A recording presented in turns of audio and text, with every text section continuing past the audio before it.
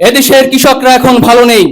আপনারা জানেন, হাওড় অঞ্চল, বিশেষ করে সুনামগঞ্জ, নেত্রগঞ্জ, কিশোরগঞ্জে অতিবৃষ্টি, পাহাড়ি ঢলে বন্যা হয়েছে।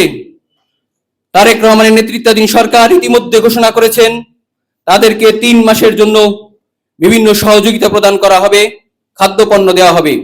আমরা সরকারকে ধন্যবাদ জানাই, কিন্তু তার সাথে সাথে আমরা মনে করি এই হাওড় অঞ্চলের সর্বশান্ত কৃষক তাদের আজকে দিশেহারা অন্য একটি কারণে, তা হচ্ছে বিভিন্ন এনজিও এবং ব্যাংকের ঋণের কারণে।